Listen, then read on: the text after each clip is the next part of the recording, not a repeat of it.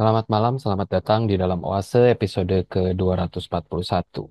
Bapak Ibu, sepanjang hidup pertanyaan manusia biasanya hanya satu, yaitu apa tujuan saya ada di dunia ini? Apakah yang saya lakukan saat ini adalah hal yang tepat atau ada hal lain di luar sana yang sejatinya harus saya kerjakan? Otak kita dikendalikan oleh dunia yang menerapkan hasil pada tindakan. Kita bagus hanya jika kita melakukan sesuatu. Kita baik hanya jika kita mencapai sesuatu. Lakukan sesuatu berkaitan dengan hasil akhir yang akan kita dapatkan. Bagi Tuhan, tunggu dulu. Tidak usah mikir dulu mau ngapain. Sama Tuhan dulu. Sama saya dulu. Dia meminta kita tenang. Cari dahulu diriku. Maka dari ketenangan muncul tujuan. Tujuan yang pada dirinya terpusat kepada Tuhan dan bukan yang lain. Mari malam ini kita datang dengan tenang untuk mendapatkan tujuan kehidupan kita di dalam Tuhan. Mari Bapak Ibu kita mengambil waktu berdiam sejenak di hadapan Tuhan.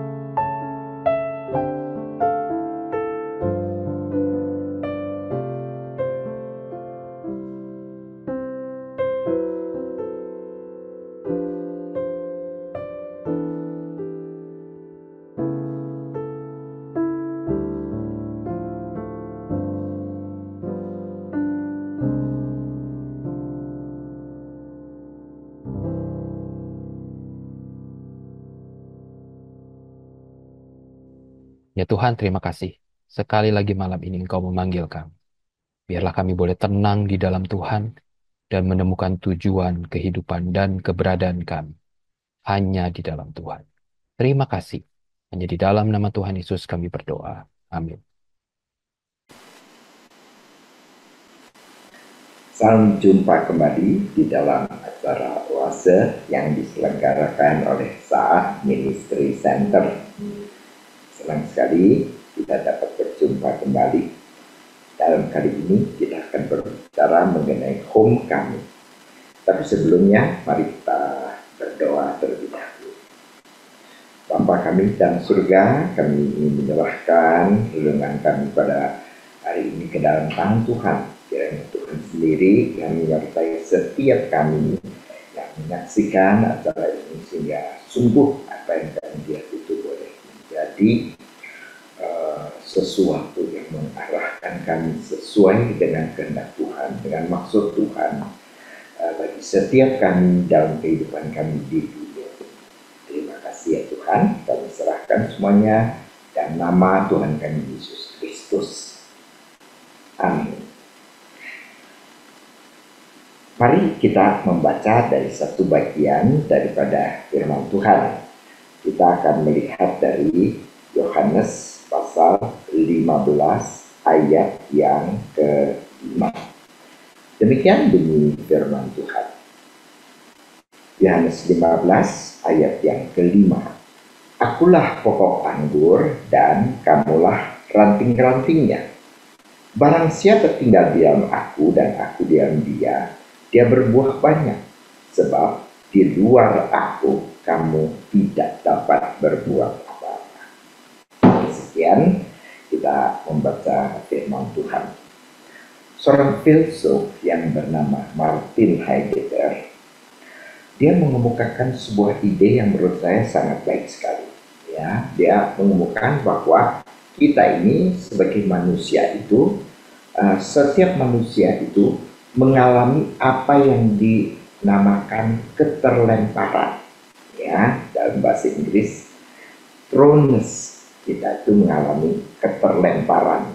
Ya, dalam bahasa Jermannya adalah Geworfenheit. Geworfenheit. Ya, tapi tidak mengapa kalau para pemirsa tidak mengingat istilah bahasa Jermannya. Ya, pokoknya setiap kita ini adalah orang-orang yang terlempar dalam dunia ini. Ya, keterlemparan itu maksudnya bagaimana? Maksudnya Anda tidak pernah memilih datang ke dalam dunia ini sebagai seorang laki-laki atau seorang perempuan. Ya, kalau di tengah-tengah masyarakat yang menekankan laki-laki, maka Anda sepertinya dalam tanda kutip boleh dikatakan tidak beruntung tidak menjadi seorang laki-laki, tapi seorang perempuan. Karena ini masyarakat yang lebih menekankan mengedepankannya laki-laki seperti itu. Ya, jadi Anda tidak bisa memilih pada waktu Anda dilahirkan, misalnya saya maunya laki, saya maunya jadi perempuan, tidak bisa. Ya, kita begitu lahir sebagai laki, sebagai perempuan. Ya, kita tidak bisa bilang saya mau lahirnya di Amerika. Ya, saya jangan lahir di Afrika. Di Afrika lebih menderita, lebih kehidupan lebih susah, gitu kan? Kalau kita di Amerika mungkin lebih welfare, ya, kita punya kehidupan itu lebih well-being misalnya. Karena saya lebih suka di sono dong. Tidak bisa, ya. Karena pada waktu saya dilahirkan, saya tidak memilih, tidak bisa memilih daerah di mana saya dilahirkan, siapa papa mama saya, bagaimana keadaan sosial saya, apakah saya menjadi orang kaya, apakah saya menjadi orang miskin, apakah orang sedang-sedang saja, ya. Kita tidak bisa memilih, saya harus lahir dengan IQ 150 loh, begitu ya. Jangan IQ 70, ya. Saya seumur hidup akan dikatakan sebagai orang bodoh. Sedangkan saya kalau IQ 150, wah, orang pintar, begitu kan. Saya mungkin menghasilkan sesuatu di dalam kehidupan saya. Nah, kita tidak bisa memilih, kita tidak bisa memilih. Kita cuma melihat, oh dia 150 IQ, saya 70 IQ cuma, begitu kan. Tapi itu adalah sesuatu yang kita tidak bisa pilih.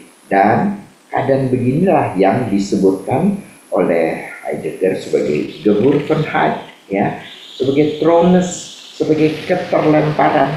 Setiap manusia terlempar ke dalam dunia ini.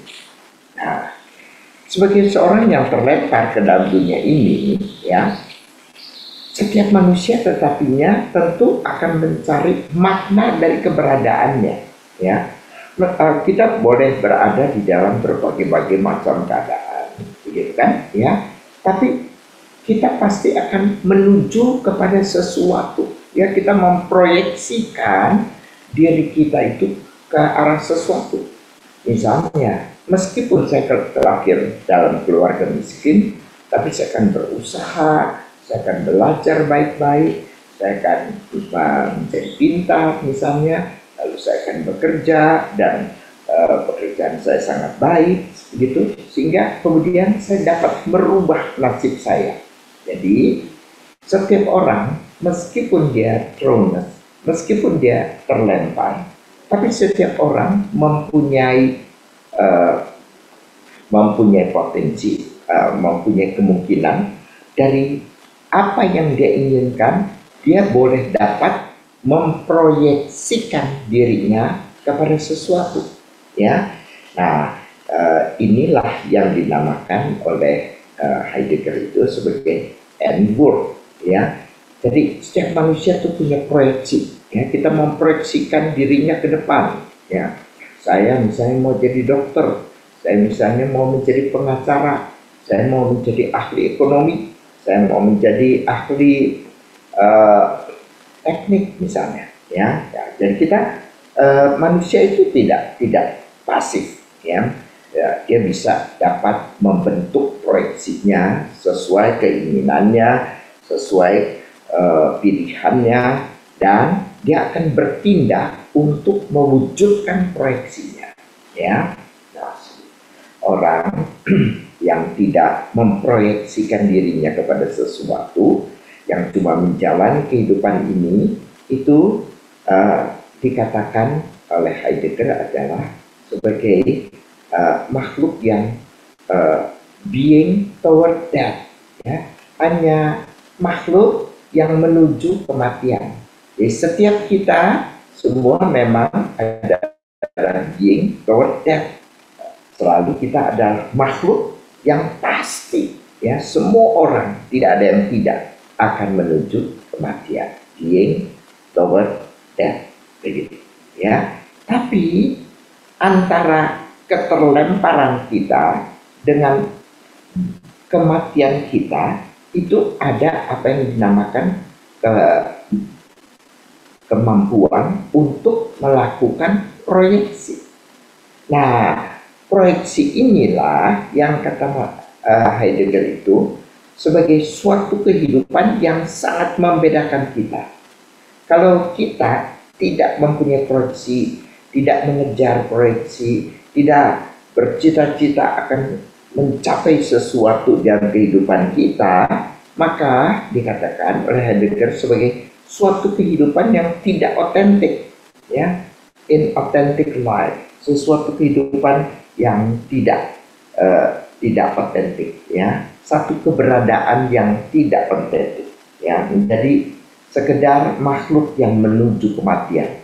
Nah, jadi kita terakhir, lalu kemudian kita mati, lalu kemudian semua selesai, ya, tidak ada satu proyeksi yang kita kejar, tidak ada satu hal yang kita tuju di dalam kehidupan ini. Maka itulah satu kehidupan yang dinamakan sebagai kehidupan yang tidak otentik oleh Heidegger, katakan, ya. Dan tentu banyak filsuf juga yang membahas mengenai kehidupan yang sama sekali tidak otentik, ya. Dan kita semua adalah makhluk-makhluk yang didorong untuk hidup secara otentik, ya, oleh banyak filsuf-filsuf yang lain. Misalnya Kierkegaard melihat bahwa kita di dalam kehidupan sebagai being toward death itu kita selalu akan mengalami angst atau kekhawatiran, anxiety. Kita akan selalu hidup seperti itu karena kita hidup tidak otentik. Hanya satu hal yang pasti, yaitu kita menuju kepada kematian, ya. Nah, jadi tentu diusulkan agar semua kita ini sebenarnya mencari atau mengejar kehidupan yang otentik. Nah, tapi Heidegger bukanlah seorang filsuf yang berketuhanan, ya. Jadi dia mungkin tidak mengenal Tuhan, meskipun dia beragama Katolik tadinya, lalu kemudian pindah ke Protestan, lalu kemudian lebih kepada ateis, begitu kan, sehingga dia tidak mau mengakui bahwa segala sumber segala sesuatu itu adalah Tuhan. Dia tidak mengakui itu, ya. Tapi saya justru melihat itulah kebuntuan daripada filsafat daripada Heidegger, karena dia tidak mau melihat Tuhan di dalam eksistensinya. Dalam filsafatnya dia tidak memasukkan unsur Tuhan sebagai pencipta daripada segala sesuatu. Itu tidak dilihat oleh Heidegger. Itulah menurut saya kelemahan daripada filsafat daripada Heidegger. Tentu dilihat daripada tokoh pendeta, bukannya tokoh seorang filsuf, ya. Tapi dengan jelas sekali dalam Yohanes 15 ayat 5 ini kita melihat, ya, Tuhan Yesus berkata, barang siapa tinggal di dalam aku dan aku di dalam dia, dia berbuah banyak. Sebab di luar aku kamu tidak dapat berbuat apa-apa. Jadi seseorang yang di luar daripada Yesus Kristus dikatakan kamu tidak dapat berbuat apa-apa. Nah, di dalam keadaan kamu tidak dapat berbuat apa-apa, itulah kamu itu tidak mungkin mengejar makna kehidupan yang sejati, makna kehidupan yang dikehendaki oleh pencipta kita, yang menciptakan kita ke dalam dunia ini dan tentunya mempunyai maksud di dalam kehidupan setiap manusia, ya. Jadi jelas sekali Yohanes 15 ayat 5 itu mengemukakan sebuah proyeksi yang harus dicapai oleh setiap manusia. Akulah pokok anggur dan kamulah ranting-rantingnya. Barang siapa tinggal di dalam aku dan aku di dalam dia, ia berbuah banyak. Sebab di luar aku kamu tidak dapat berbuat apa-apa.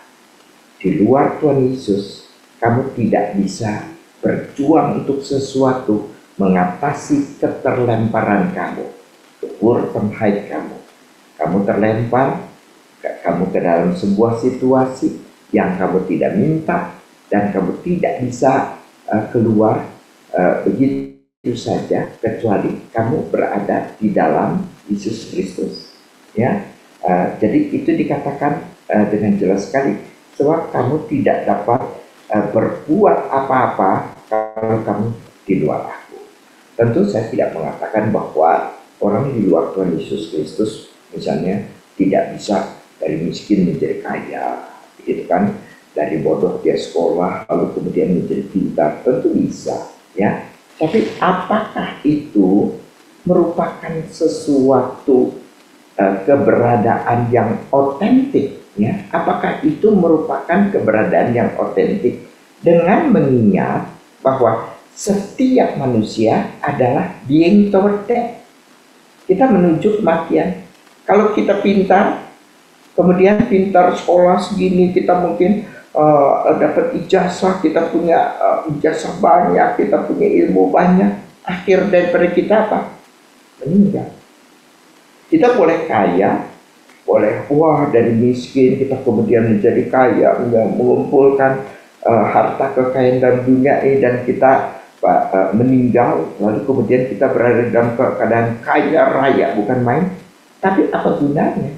Karena itu semua akan kita tinggalkan, dan kita hanyalah being toward death. Kita hanyalah makhluk yang menuju kematian.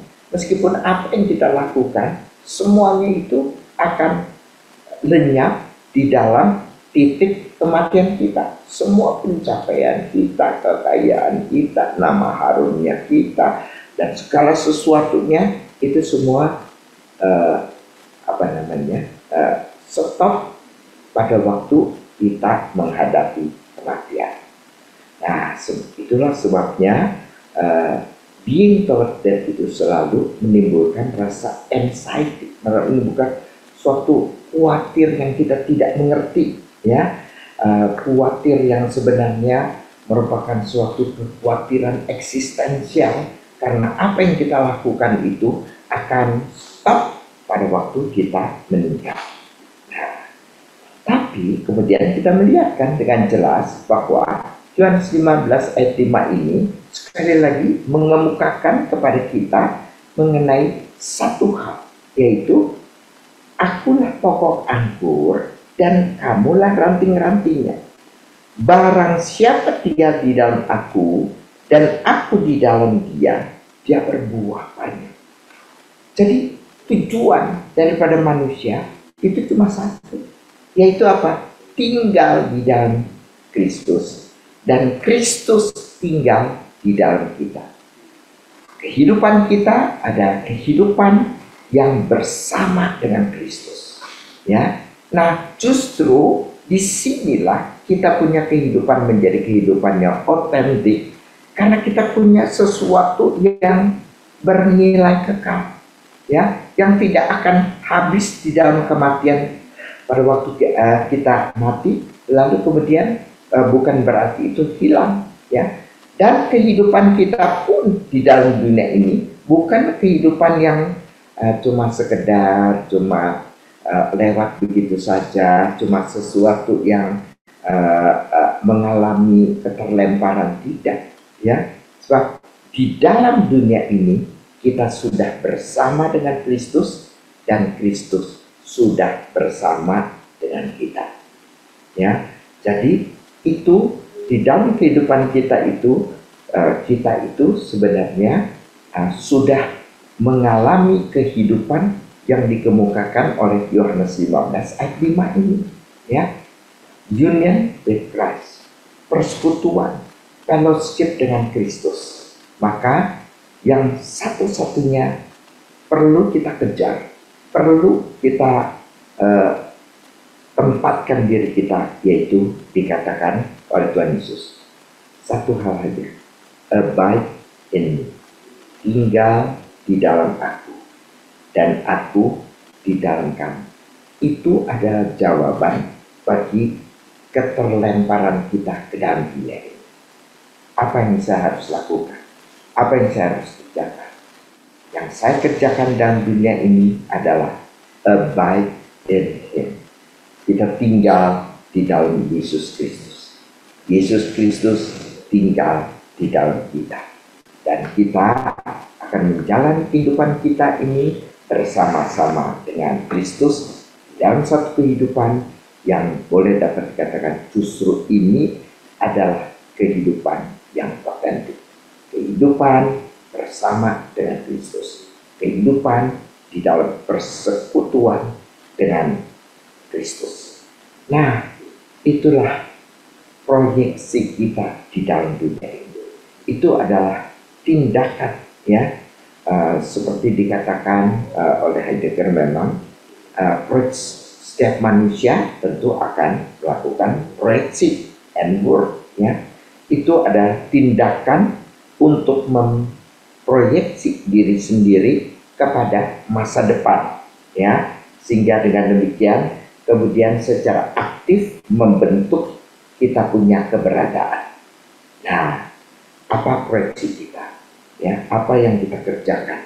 Ya, kita memproyeksikan sebagai orang Kristen diri kita ke masa depan, dan kita secara aktif membentuk keberadaan kita di dalam kesatuan dengan Kristus, di dalam union with Christ, di dalam fellowship with Christ. Kita berada di dalam kehidupan yang seperti demikian, ya. Jadi kita tidak membiarkan keterlemparan kita mengikat kita, ya, menentukan nasib kehidupan kita, ya, tapi tidak membiarkan kita mengembara kemana-mana sampai akhirnya kemudian kita meninggal. Kita bukan sekedar being toward death, ya, makhluk yang menuju kematian, yang berjalan ke sana kemari, tidak keruan, tidak ada arah, tidak ada tujuan, tidak ada sesuatu yang sebenarnya kita lakukan di dalam dunia ini, ya. Tapi kita sebenarnya adalah orang-orang yang pada waktu terlempar, tetapi kita kemudian membuat sebuah proyeksi, yaitu tinggal di dalam Kristus, dan Kristus tinggal di dalam kita. Dan di dalam kehidupan yang demikian, kita tidak mengembara kemana-mana tanpa arah dan tanpa tujuan, tapi kita adalah musafir yang kembali ke rumah, ya, sedang berjalan kembali ke rumah. Apa yang disebutkan sebagai homecoming. Kita adalah orang-orang yang homecoming, yang kembali ke rumah. Bapak Ibu tentu masih ingat bukan? Yaitu perumpamaan daripada anak bungsu yang pergi mengembara, ya, itu ke dalam suatu kehidupan yang tidak otentik. Dia bersenang-senang menghabiskan harta bendanya, dia minum-minum, dia dan sebagainya, sampai dia terpuruk ke dalam kehidupan yang sangat rendah sekali, sehingga dia menjadi seseorang yang menjaga balik pada waktu itu, ya. Tapi di dalam kesadarannya kemudian dia bilang, aku akan kembali ke rumah Bapakku. Di rumah Bapakku ada terdapat banyak makanan, nasib kehidupan juga adalah kehidupan yang baik, meskipun saya hanya sekedar menjadi hamba daripada Bapakku. Ada kehidupan, kualitas kehidupan saya tetap lebih baik, jauh lebih baik daripada kehidupan saya di sini. Maka dia kembali. Itulah tindakan si bungsu untuk homecoming. Dan kita pun juga demikian. Nah, pada waktu kita mengambil proyeksi kehidupan kita seperti yang dikatakan Tuhan Yesus, tinggallah di dalam aku. Baik ini, tinggal di dalam aku. Maka kita menjalankan apa yang disebutkan sebagai homecoming. Kita kembali ke rumah, kita kembali bersekutu dengan Yesus, kita berada di dalam Yesus, Yesus pun berada di dalam diri kita. Kita berada di dalam sebuah intimate fellowship, suatu fellowship yang intim bersama dengan Tuhan Yesus. Kita tidak lagi hidup sendiri di dalam dunia ini, tapi kita hidup bersama dengan Tuhan. Sampai kemudian kita berjumpa dengan Tuhan muka dengan muka pada waktu kita menyelesaikan kehidupan. Nah, Bapak Ibu sekalian, Anda ada di mana? Di mana Anda berada di dalam kehidupan Anda? Apakah Anda sedang berjalan homecoming? Kita berjalan menuju ke rumah Bapa bersama dengan Kristus sampai kita menyelesaikan kehidupan kita, ataukah kita masih mengembara, berputar-putar dan tidak mempunyai tujuan yang pasti, dan kita hanya menjalani kehidupan sebagai being toward death. Kita hanya menjalani sebagai makhluk yang sedang berjalan menuju ke kematian. Apakah betul kita hidup bersama dengan Kristus dan menikmati kehidupan di dalam kebersamaan dengan Dia, ya, yang adalah pokok anggur kita? Ataukah kita itu hanya sekedar berputar-putar mengembara tanpa tujuan? Anda menentukan proyeksi Anda sendiri. Anda bebas untuk menentukan apa yang Anda akan tuju. Mari kita berdoa.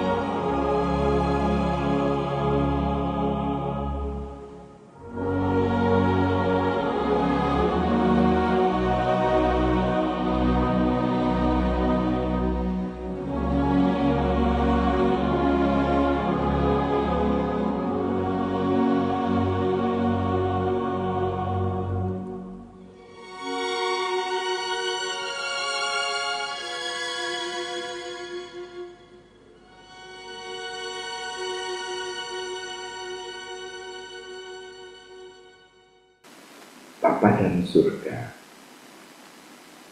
terima kasih kalau Tuhan mengizinkan kami untuk menemukan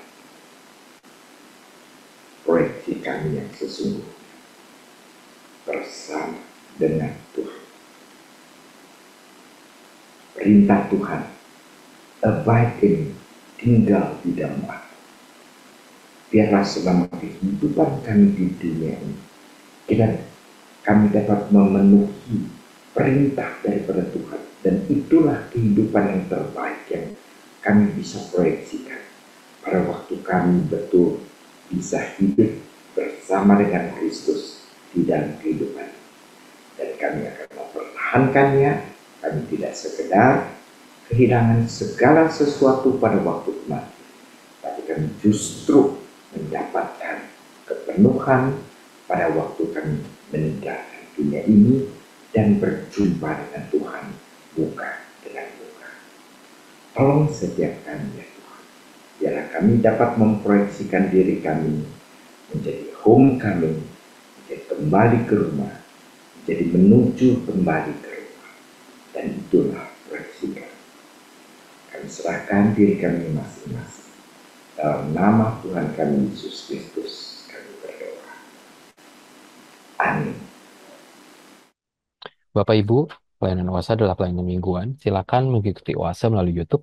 Bapak Ibu bisa mensubscribe YouTube channel SMC untuk mendapatkan reminder setiap minggu malam. Demikian pelayanan OASA pada malam ini. Mari kita mengenal Allah lebih dekat hari ini dibandingkan hari kemarin. Tuhan Yesus memberkati. The Lord bless you and keep you. Make His face shine upon you and be gracious to you. The Lord turn His face toward you and give you peace.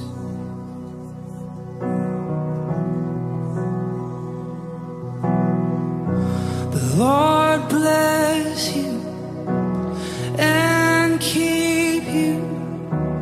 Make His face shine upon you and be gracious to you. The Lord